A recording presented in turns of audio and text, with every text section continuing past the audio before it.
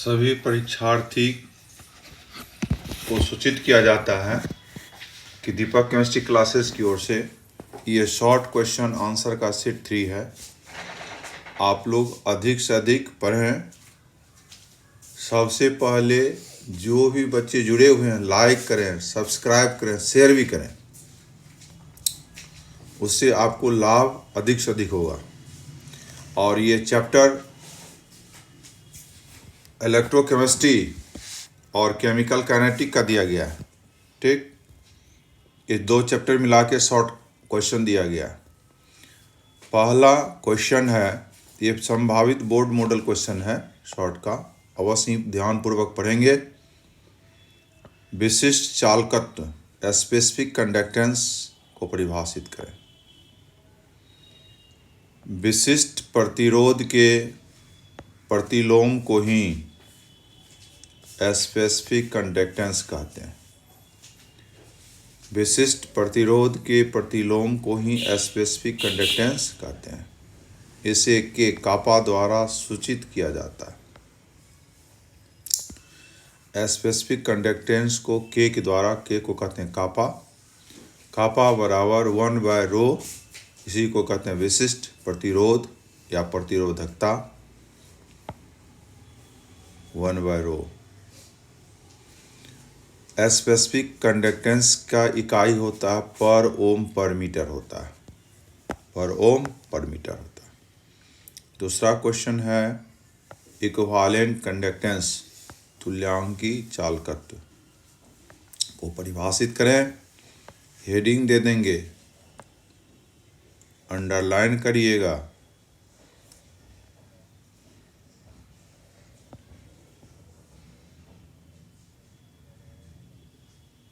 देखिए थोड़ा मिस्टेक हो गया डिफिनेशन लिखने में, इसलिए इसको कट किया जा रहा है।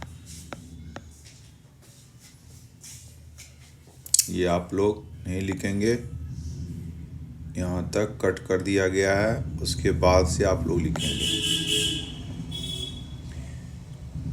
इक्विवेलेंट कंडक्टेंस का परिभाषा है किसी भी विद्युत अवघटय के एक तुल्यांकी भार के चालकत्व को ही इक्विवेलेंट कंडक्टेंस, हिंदी में तुल्यांकी चालकत्व कहते हैं। इसे लैम्डा द्वारा सूचित किया जाता है। इक्विवेलेंट कंडक्टेंस को हम लोग किससे सूचित करते हैं? लैम्डा से सूचित करते हैं। लैम्डा से सूचित किया जाता है। Equivalent conductance lambda equal to होता है कापा इंटू भी, कापा इंटू भी, कापा इंटू भी। चलिए उसके बाद क्वेश्चन है मोलर चालकत्व, मोलर कंडक्टेंस को परिभाषित करें। आंसर देना है किसी भी विद्युत अवघटय की क्रिया में विशिष्ट अवघटय की क्रिया में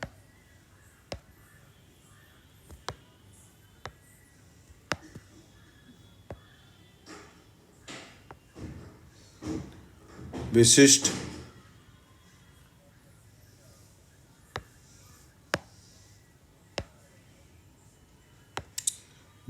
चालकत्व एवं मोलर आयतन के गुणनफल को ही मोलर चालकत्व कहते हैं। इसे म्यू द्वारा सूचित किया जाता है या व्यक्त किया जाता है। Molar conductance equal to specific conductance into molar volume. इसीलिए mu equal to kappa into 1000 by cm। cm is a concentration. Molar conductance इसकी इकाई होती है पर ओ मीटर स्क्वायर पर मोल होता है। ऑब्जेक्टिव में आएगा, इस पर ध्यान देंगे आप लोग। सेल कांस्टेंट को परिभाषित करें। देखिए सेल कांस्टेंट को हम लोग x के द्वारा सूचित करते हैं। सेल कांस्टेंट क्या है?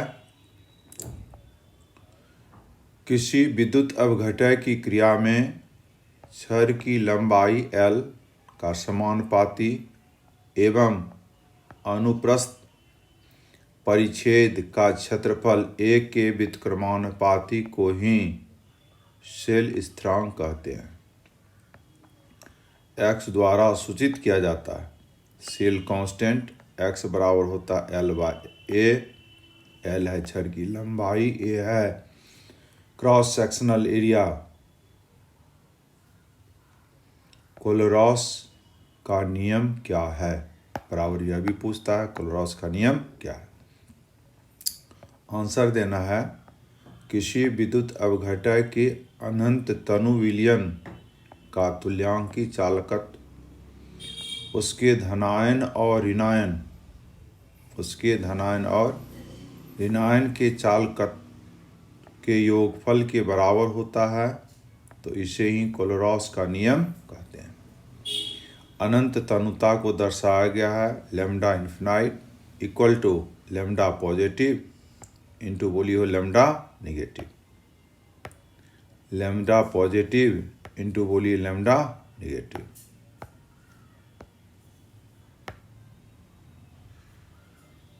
Lambda positive into lambda negative.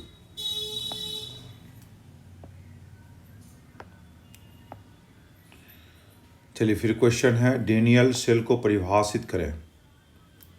वैसा सेल जिसमें रासायनिक ऊर्जा विद्युत ऊर्जा में परिणत हो जाता है, तो इसे ही डेनियल सेल कहते हैं। डेनियल सेल में 2 इलेक्ट्रोड होता है, इसलिए इस सेल को गैल्वेनिक सेल या वोल्टा सेल भी कहते हैं। ऑब्जेक्टिव भी आता है डेनियल सेल गैल्वेनिक सेल है या वोल्टा सेल भी है। फिर क्वेश्चन है, मानक हाइड्रोजन इलेक्ट्रोड विभव क्या है? शॉर्ट में बोलते हैं CSHE। C क्या है? वैसा इलेक्ट्रोड जिससे किसी भी अर्ध इलेक्ट्रोड का विभव ज्ञात किया जाता है। किसी भी अर्ध इलेक्ट्रोड का विभव ज्ञात किया जाता है, तो इसे ही मानक हाइड्रोजन इलेक्ट्रोड विभव कहते हैं। कोई भी हाफ सेल, गैल्वेनिक सेल में 2 सेल होता है ना, बाएं दाएं दोनों हाफ सेल का हम लोग विद्युत वाहक बल ज्ञात कर सकते हैं। इसे C द्वारा सूचित किया जाता है। C का विद्युत वाहक बल का C का विद्युत वाहक बल का मान क्या होता है? 0 होता है। ऑब्जेक्टिव भी आता है, मानक हाइड्रोजन इलेक्ट्रोड का विद्युत वाहक बल का मान क्या होता है? बोलिए 0 होता है। नर्स्ट इक्वेशन को परिभाषित करें। ठीक, देखिए नर्स्ट इक्वेशन क्या है। ये किसी भी हाफ सेल हो या पूर्ण सेल हो, किसी भी हाफ सेल हो या पूर्ण सेल हो, उसका मैथमेटिकली हम ज्ञात करते हैं, उसी को हम लोग कहते हैं नर्स्ट इक्वेशन। परिभाषा भी दिखाएंगे। किसी भी अर्ध इलेक्ट्रोड या सेल इलेक्ट्रोड का विद्युत वाहक बल ज्ञात करने के लिए समीकरण दिया गया है। इस समीकरण को ही नर्स्ट इक्वेशन कहते हैं। इक्वेशन है E सेल बराबर E0 cell minus 2.303 RT/NF log K। यह नर्स्ट का इक्वेशन है। परिभाषा के नीचे हम ये दे देंगे।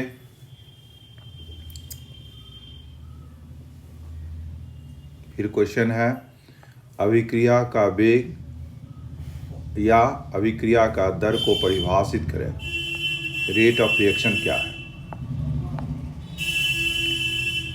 इकाई समय में प्रतिकारक पदार्थ के सांद्रता परिवर्तन को ही इकाई समय में प्रतिकारक पदार्थ के सांद्रता परिवर्तन को ही अभिक्रिया का वेग कहते हैं। माना कि A कोई रिएक्टेंट है, B कोई प्रोडक्ट है। A का प्रारंभिक सांद्रता है x मोल पर लीटर। समय 0 हो तो प्रोडक्ट का भी कंसंट्रेशन क्या होगा? 0। t सेकेंड के बाद प्रतिकारक का सांद्रता घट जाएगा और प्रतिफल का सांद्रता बढ़ जाएगा। इसलिए rate of reaction equal to change in concentration by time. Change in concentration को dx के द्वारा दर्शाते हैं और समय को dt के द्वारा दर्शाते हैं। इसलिए dx बाय dt को क्या कहते हैं? Rate of reaction. Rate of reaction. अभिक्रिया की कोटि को परिभाषित करें। चलिए हेडिंग दे देंगे, अभिक्रिया की कोटि इंग्लिश टर्म होता है order of reaction. Order of reaction. अभिक्रिया के दर में प्रयुक्त सांद्रता के घातों के योगफल को ही अभिक्रिया की कोटि कहते हैं। अभिक्रिया की कोटि किसे कहते हैं? अभिक्रिया के दर में प्रयुक्त सांद्रता के घातों के योगफल को ही अभिक्रिया की कोटि कहते हैं। जैसे ए कोई रिएक्टेंट है, बी उसका कोई प्रोडक्ट है। रेट ऑफ रिएक्शन प्रोपोर्शनल ए का कंसंट्रेशन का घात 1। प्रोपोर्शनल का चिन्ह हटाए तो कांस्टेंट लगाएं, इसको रेट कांस्टेंट कहते हैं कि रेट कांस्टेंट है। जितना ये घात देखते हैं ना, ये घात ऑर्डर ऑफ रिएक्शन 1 हो गया, जितना घात होगा वही ऑर्डर ऑफ रिएक्शन होगा। यदि ऑर्डर ऑफ रिएक्शन 1 हो तो इस अभिक्रिया को कहते हैं फर्स्ट ऑर्डर ऑफ रिएक्शन। दूसरा उदाहरण देंगे, ए और बी दो रिएक्टेंट है, प्रोडक्ट बना रहा सी। ए का भी कंसंट्रेशन का घात 1 क्योंकि एक अणु है, और बी का भी कंसंट्रेशन का घात 1। प्रोपोर्शनल का चिन्ह हटाएंगे, ए का के इंटू ए का कंसंट्रेशन पावर 1 इंटू बी का कंसंट्रेशन का घात 1। दोनों को जोड़ दीजिए, ऑर्डर ऑफ रिएक्शन 1 + 1 = 2। इस अभिक्रिया का ऑर्डर ऑफ रिएक्शन 2 है। ऑर्डर ऑफ रिएक्शन 2 है तो इसको कहेंगे सेकेंड ऑर्डर ऑफ रिएक्शन। चलिए फिर क्वेश्चन आता है, प्रथम कोटि की अभिक्रिया क्या है? प्रथम कोटि की अभिक्रिया का इंग्लिश शब्द होता है फर्स्ट ऑर्डर ऑफ रिएक्शन। प्रथम कोटि की अभिक्रिया का इंग्लिश टर्म क्या होता है बोलिए? First order of reaction. परिभाषा देंगे, आता है 2 नंबर में, 1 नंबर में।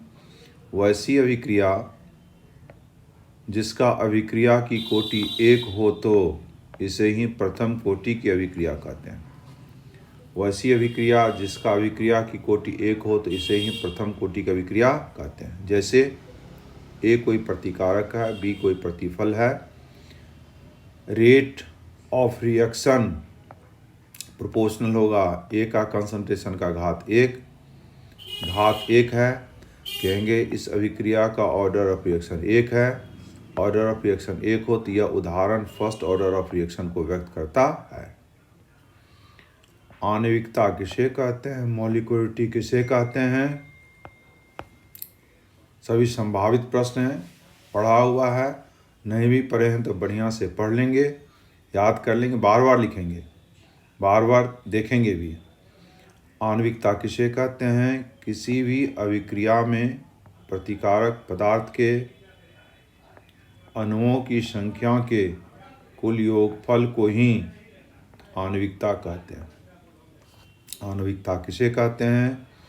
किसी भी अभिक्रिया में प्रतिकारक पदार्थ के अणुओं की संख्या के योगफल को ही आणविकता कहते हैं। जैसे ए कोई रिएक्टेंट है, अभी प्रोडक्ट है।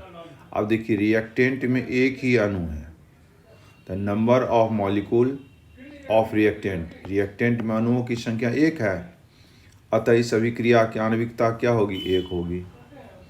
जिस अभिक्रिया की आणविकता 1 हो इसको कहते हैं यूनिमॉलिक्यूलर रिएक्शन।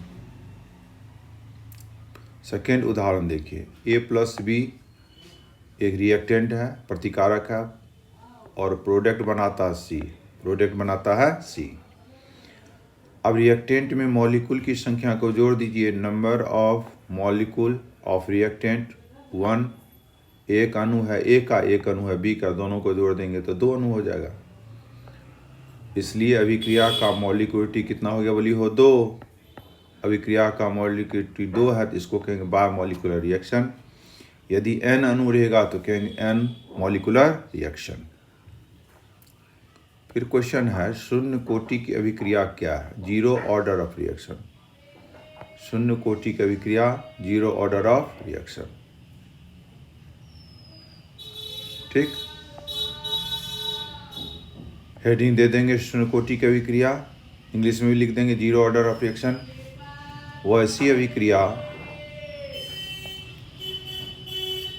अभिक्रिया जिसका अभिक्रिया की कोटि शून्य होता हो या होता है, वैसी अभिक्रिया जिसका अभिक्रिया की कोटि शून्य होता है तो इसे ही शून्य कोटि की अभिक्रिया कहते हैं। जैसे मीथेन प्लस क्लोरीन की अभिक्रिया सनलाइट में करेंगे, मिथाइल क्लोराइड और हाइड्रोक्लोरिक अम्ल बनेगा। सनलाइट की उपस्थिति में होने वाली जितनी भी अभिक्रिया है, सभी शून्य कोटि की अभिक्रिया होती है, ऑब्जेक्टिव में भी आता है। और मिश्रण वाली जितनी भी अभिक्रिया, जैसे हाइड्रोजन और क्लोरीन का मिश्रण करते हैं, हाइड्रोक्लोरिक अम्ल बनता है, यह भी अभिक्रिया एक शून्य कोटि की अभिक्रिया है। तो सनलाइट की उपस्थिति में होने वाली अभिक्रिया और मिश्रण की अभिक्रिया हम लोग का शून्य कोटि की अभिक्रिया है। फिर है नेक्स्ट क्वेश्चन, छद्म कोटि की अभिक्रिया को परिभाषित करें। छद्म कोटि का इंग्लिश टर्म होता है pseudo order of reaction. Pseudo order of reaction, heading दे देंगे सूडो ऑर्डर ऑफ रिएक्शन। छद्म कोटि की अभिक्रिया वैसी अभिक्रिया जिसका अनुमानित अभिक्रिया की कोटि एवं प्रायोगिक अभिक्रिया की कोटि में भिन्नता हो तो इसे ही छद्म कोटि की अभिक्रिया कहते हैं। इसे ही छद्म कोटि की अभिक्रिया कहते हैं।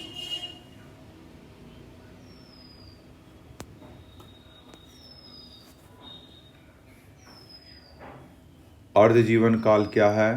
परिभाषित करें। हाफ लाइफ पीरियड किसी भी रासायनिक अभिक्रिया में प्रतिकारक पदार्थों के आधा होने में जो समय लगता है तो इसे ही अर्ध जीवन काल अभिक्रिया की कोटि कहते हैं। इसे ही अर्ध जीवन काल अभिक्रिया की कोटि कहते हैं। इसे टी हाफ द्वारा सूचित किया जाता है। अर्ध जीवन काल को टी हाफ के द्वारा सूचित किया जाता है। माना कि एक कोई प्रतिकारक है,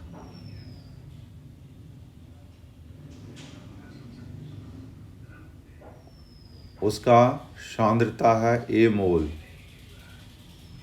B प्रतिफल है। यदि A पदार्थ के सांद्रता को एक अर्ध जीवन काल से गुजारा जाए तो x बराबर हो जाएगा A/2। तो A को A/2 होने में कितना समय लग रहा है? T half. टी हाफ को ही हम लोग कहेंगे अर्ध जीवन काल। पदार्थ को कई अर्ध जीवन काल से गुजार भी दिया जाए, उसकी मात्रा पूर्ण तरह से समाप्त नहीं होता है, ठीक कुछ न कुछ शेष रह ही जाता है। चलिए, हम लोग का है थ्रेशोल्ड एनर्जी, देहली ऊर्जा क्या है? देहली ऊर्जा क्या है?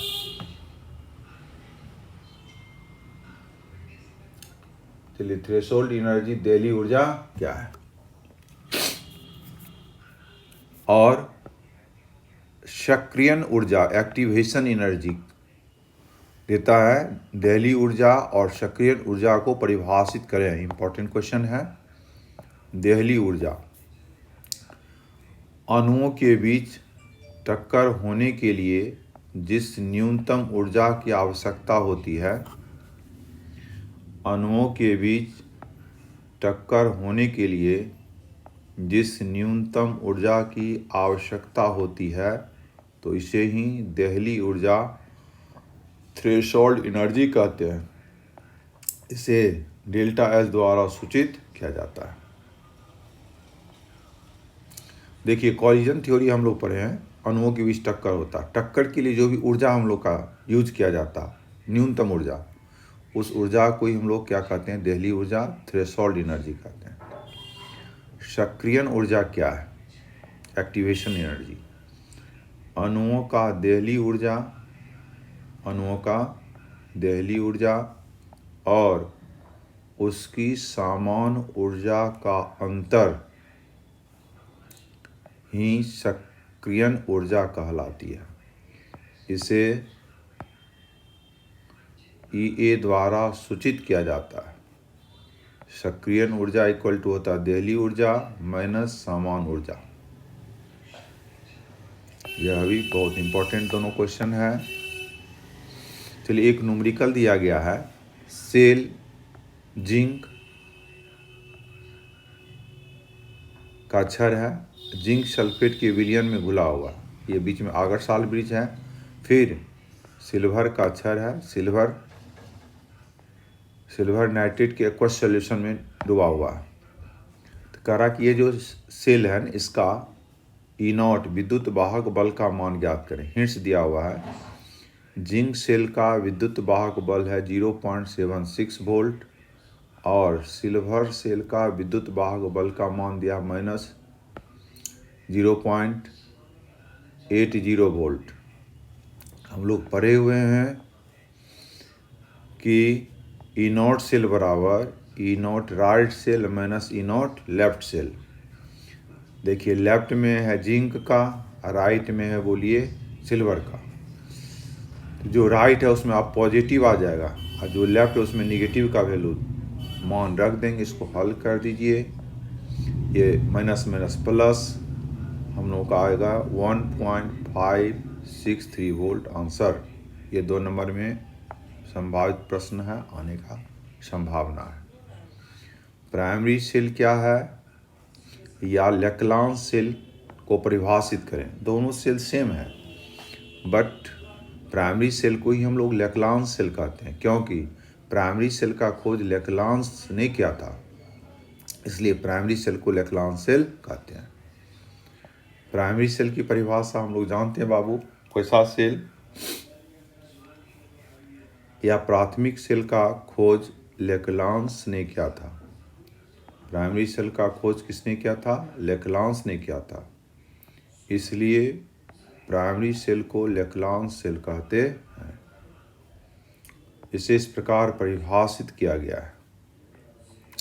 देखिए, मुख्यतया हम लोग जाने वैसा सेल जिसे एक बार उपयोग करने के बाद, वैसा सेल जिसे एक बार उपयोग करने के बाद निष्क्रिय हो जाता है, सक्रियता समाप्त हो जाती है, इसे ही प्राइमरी सेल या लेक्लांस सेल कहते हैं। इसे ही प्राइमरी सेल या लेक्लांस सेल कहते हैं। जैसे टॉर्च का सेल एक प्राइमरी सेल है, लेक्लांस सेल है। घड़ी का सेल लेक्लांस सेल है। फिर क्वेश्चन आता है सेकेंडरी सेल क्या है या लेड स्टोरेज सेल, संचायक सेल क्या है। देखिए, हम लोग जो भी घर में इन्वर्टर का सेल बनाते हैं ना, यूज करते हैं, सब है सेकेंडरी सेल, सब है संचायक सेल। सभी लेड सेल होता है उसमें, जो भी संचायक सेल होता है उसमें लेड सेल होता है। लेड सेल को ही सेकेंडरी सेल कहते हैं। लेड सेल को ही सेकेंडरी सेल कहते हैं। इसे इस प्रकार परिभाषित किया गया है, वैसा सेल जिसे बार बार आवेशित कर बार बार उपयोग में लाया जाता है, तो इसे ही द्वितीय सेल या संचायक सेल कहते हैं। वैसा सेल जिसे बार बार आवेशित कर बार बार उपयोग में लाया जाता है, तो इसे ही द्वितीय सेल या संचायक सेल कहते हैं। जैसे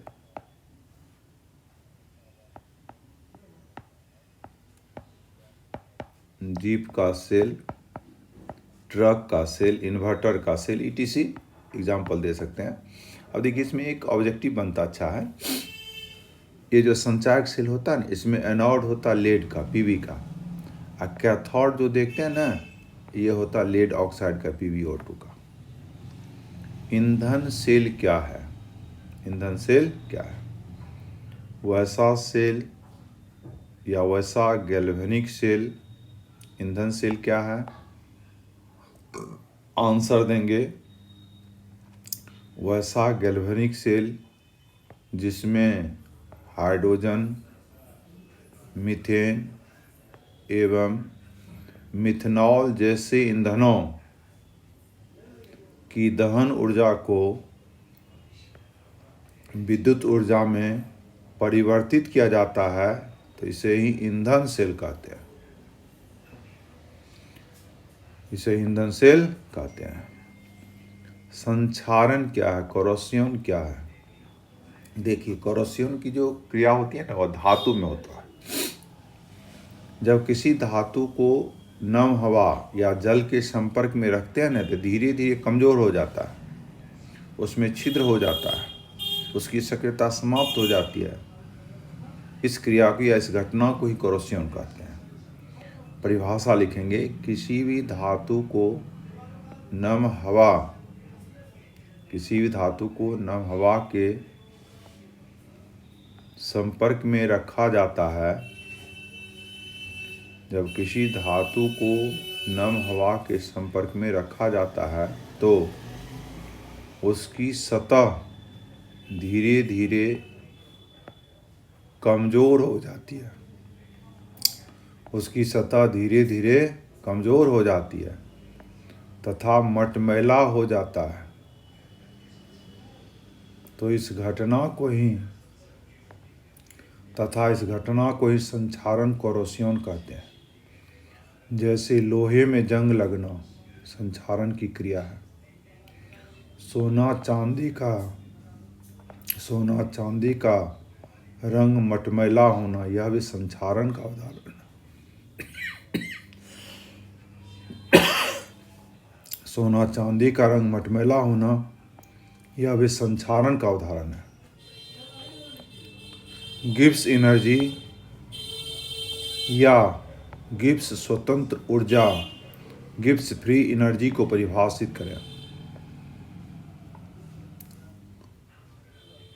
गिब्स एनर्जी का परिभाषा देंगे, थोड़ा सा इंट्रोडक्शन टाइप से। पहले स्वतंत्र ऊर्जा के बारे में, फ्री एनर्जी के बारे में गिव नामक वैज्ञानिक ने स्वतंत्र ऊर्जा के बारे में गिव नामक वैज्ञानिक ने बतलाया था, जिसे गिब्स एनर्जी या गिब्स फ्री एनर्जी कहते हैं।